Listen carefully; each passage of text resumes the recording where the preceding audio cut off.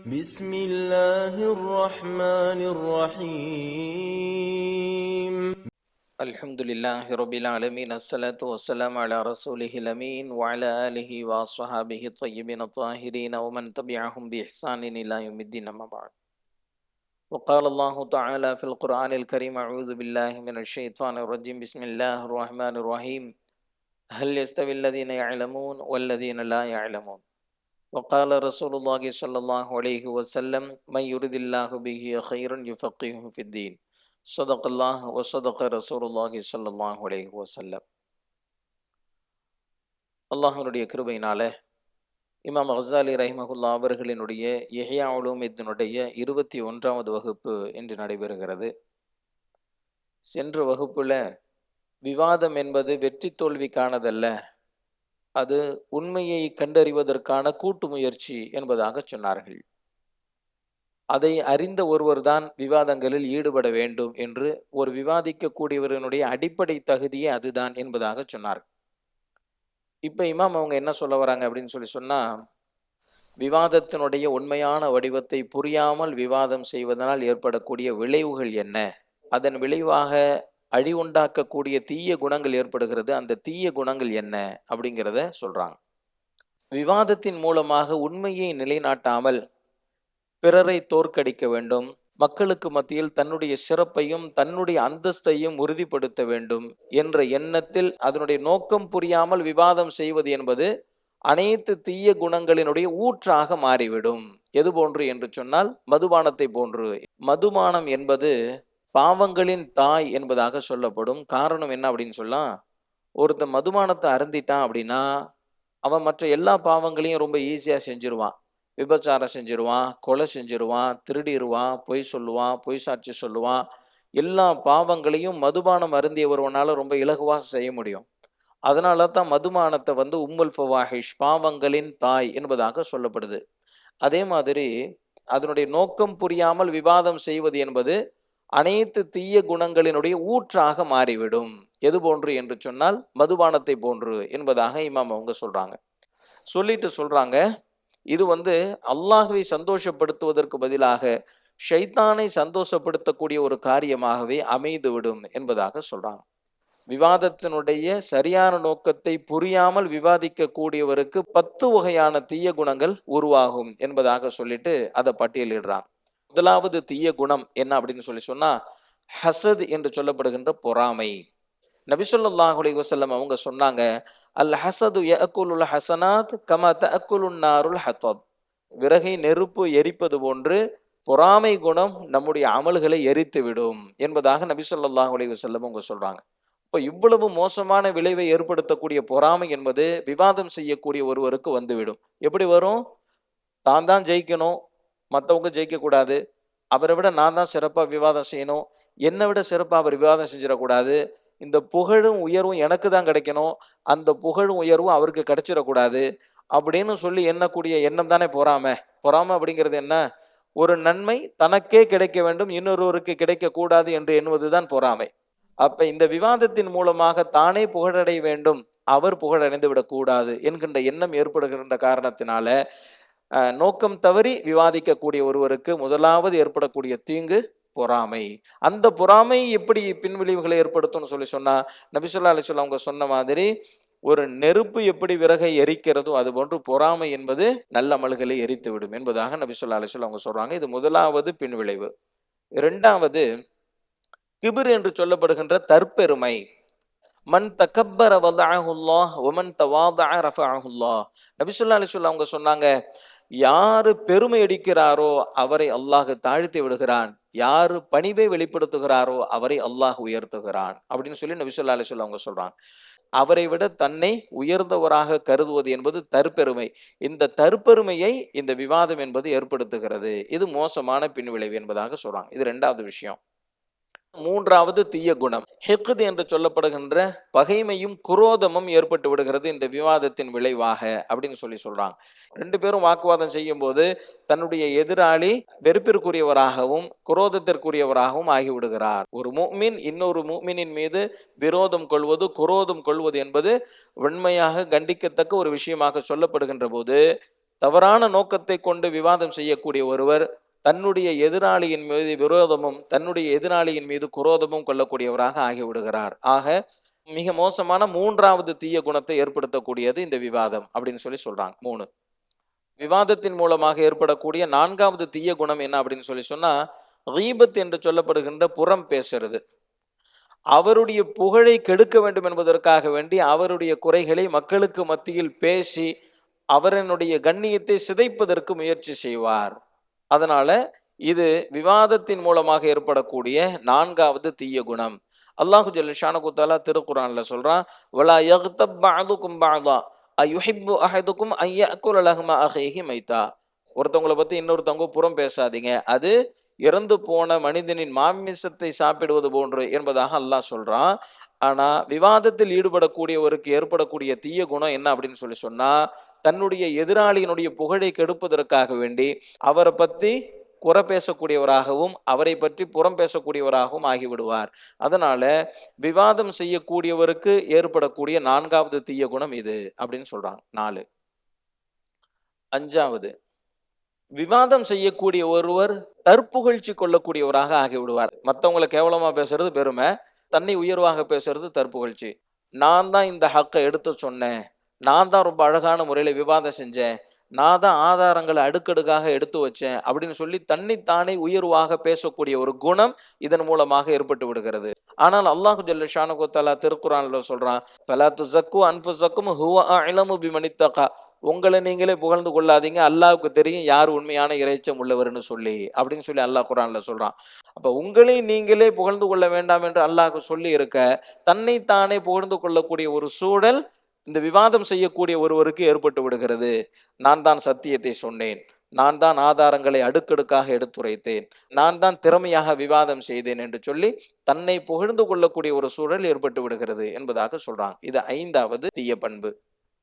6வது, விவாதம் செய்யக்கூடிய ஒருவர் தன்னுடைய எதிராளியினுடைய பழைய தவறுகளையும் அவரிடத்தில் இருக்கக்கூடிய குறைகளையும் தேடி தேடி துருவி துருவி ஆராயக்கூடிய ஒருவராக ஆகிவிடுகிறார். அல்லாஹு ஜல்ல ஷானஹு தஆலா திருக்குர்ஆனில் சொல்கிறான், வலா தஜஸ்ஸசு, மற்றவர்களினுடைய குறையை தோண்டி தோண்டி துருவி துருவி ஆராயாதீர்கள். கடந்த காலத்தில் அவர் என்ன தப்பு செஞ்சிருக்கிறாரு அப்படின்னு சொல்லி பழைய வீடியோலாம் பார்த்து எங்கெங்கெல்லாம் தப்பு பண்ணியிருக்காரோ எல்லாத்தையும் எடுத்து நோட் பண்ணிக்கிட்டு தானே இன்னைக்கு விவாதம் செய்கிறாங்க. விவாதத்தில் நின்றமா அவர் என்ன ஆதாரத்தை சொன்னார், நம்ம என்ன ஆதாரத்தை சொல்கிறோம், எது ஹக்கை கண்டுபிடிக்கிறதுக்கு எது வழிவகுக்குது அப்படிங்கிறத தாண்டி என்ன செய்ய ஆரம்பிச்சிடுறாங்கன்னு சொன்னால், அவர்கிட்ட இருக்கக்கூடிய பழைய தவறுகள் என்ன, அவர் வேற வேற எந்தெந்த விஷயத்துலலாம் தப்பு பண்ணியிருக்கிறாரு அப்படின்னு சொல்லி ஆராய்ச்சி செஞ்சு உளவு பார்க்கக்கூடிய ஒரு வேலையை செய்யக்கூடிய ஒரு சூழ்நிலை ஏற்பட்டுருது. அதனால இது 6வது தீய குணம், குறைகளை தேடுதல். 7வது பண்பு, பிறரின் துன்பத்தில் மகிழ்ச்சி அடைதல். தன்னோடு விவாதம் செய்யக்கூடிய ஒருவர் அவமானப்பட்டார் அப்படின்னு சொன்னா சந்தோஷம், அவருக்கு ஏதாச்சும் பாதிப்பு ஏற்பட்டுருச்சுன்னு சொன்னா சந்தோஷம். அப்ப பிறரின் துன்பத்தில் மகிழ்ச்சி அடையக்கூடிய ஒரு சூழலை இது ஏற்படுத்தி விடுகிறது இல்லையா? மூத்தாவே போயிட்டாங்கன்னா ஒருத்தருடைய மரணத்தை கூட மகிழ்ச்சியாக எடுத்துக்கொள்ளக்கூடிய ஒரு சூழல் ஏற்படுது அப்படின்னு சொன்னா இந்த விவாதம் என்பது எந்த அளவிற்கு மோசமானது அப்படிங்கிறத நம்ம புரிஞ்சுக்க முடியுது. 7. 8வது தீய பண்பு நிஃபாக் என்று சொல்லப்படக்கூடிய நயவஞ்சகத்தனத்தை ஏற்படுத்துகிறது. ஏனென்று சொன்னால், வெளிப்படையாக இவர்கள் சிரித்து பேசிக்கொண்டாலும் இவர்களுடைய உள்ளத்தில் குரோதம் இருக்கிறது, அவரின் மீது கடும் கோபமும் வஞ்சகமும் அவருடைய உள்ளத்துல இருக்கு. ஒரு விஷயத்தை நம்ம நல்லா புரிஞ்சுக்கலாம். என்ன அப்படின்னு சொன்னா, 2 சாரார் விவாதம் செய்யறாங்கிறத தாண்டி இவரை ஏற்றுக்கொண்டவர்களுக்கு மத்தியிலும் கூட இந்த எல்லா தீய குணங்களும் இருக்கிறத நம்ம யோசிக்கணும். இங்க விவாதம் செய்யக்கூடியவர்களை பத்தி தான் இமாம் அவங்க சொல்றாங்க. ஆனா ஒரு விஷயத்தை நாம புரிஞ்சுக்க முடியுது. என்ன அப்படின்னு சொன்னா, 2 பேர் விவாதிக்கிறாங்கன்னு சொன்னா, இவரை ஏத்துக்கிறவங்க சில பேர் இருப்பாங்க, இவரை ஏத்துக்கிறவங்க சில பேர் இருப்பாங்க.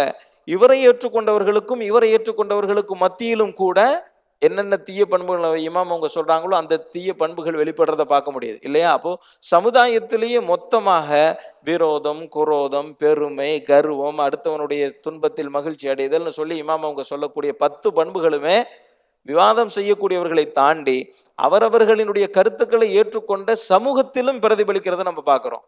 அதுதான் இதுல ரொம்ப முக்கியமான ஒரு செய்தி. சரிங்களா? அப்ப அந்த விஷயத்துல பாத்தீங்கன்னு சொன்னா, நயவஞ்சகத்தனம் வெளிப்படையா பார்த்தாக்க நல்லா சிரிச்சு பேசிக்குவாங்க, ஆனா உள்ளத்துக்குள்ள அவரை பிடிக்கிறது இல்லை.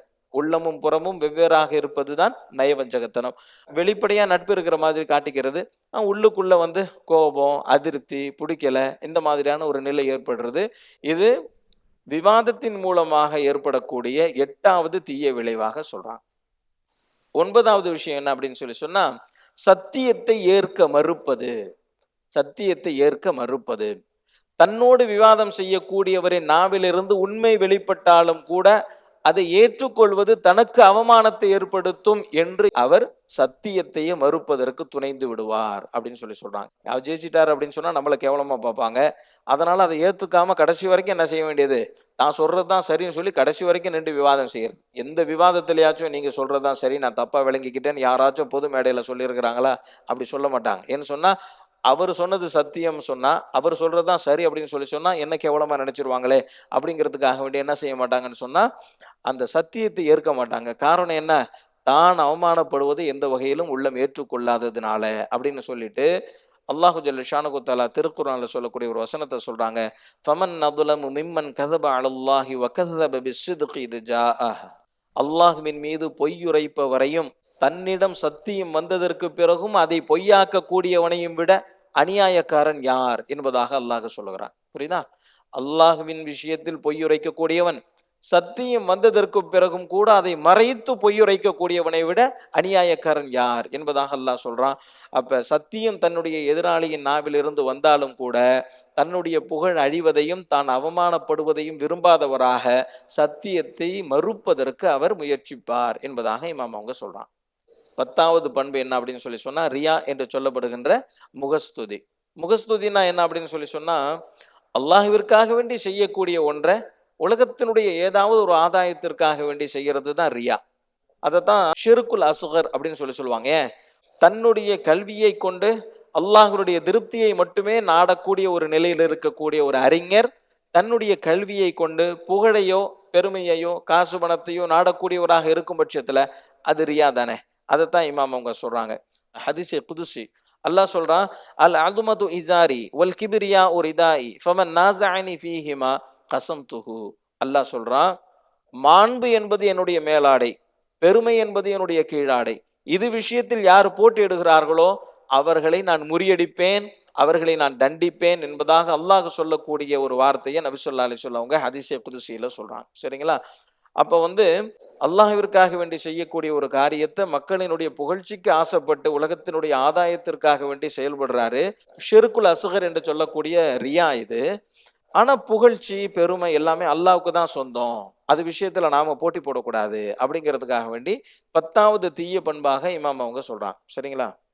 விவாதம் என்பது இது மாதிரியான தீய குணங்களை எல்லாம் ஏற்படுத்தக்கூடிய ஒன்றாக இருக்கிறதுனால, தீய பண்புகளினுடைய ஊற்றாக இருக்கிறதுனால, விவாதத்துல ஈடுபடாம இருக்கிறத தான் மார்க்கம் ரொம்ப உயர்வாக சொல்லுது, அதைத்தான் மார்க்கம் வரவேற்குது அப்படிங்கிறதுக்கு ஒரு 4 செய்தி சொல்றாங்க.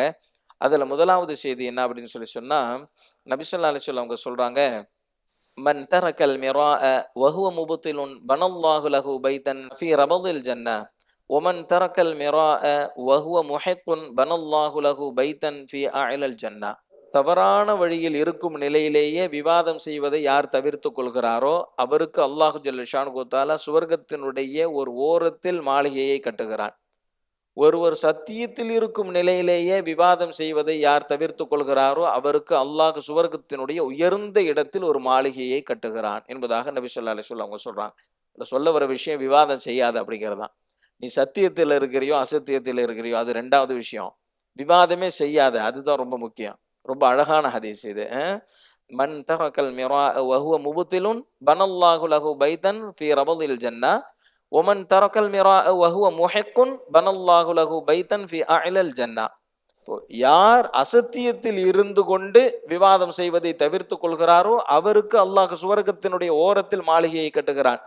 யார் சத்தியத்தில் இருந்தும் விவாதம் செய்வதை விட்டு தவிர்த்து கொள்கிறாரோ அவருக்கு அல்லாஹ் சுவர்க்கத்தினுடைய உயர்ந்த இடத்தில் ஒரு மாளிகையை கட்டுகிறான் என்பதாக நபி ஸல்லல்லாஹு அலைஹி வஸல்லம் அவங்க சொன்னாங்க.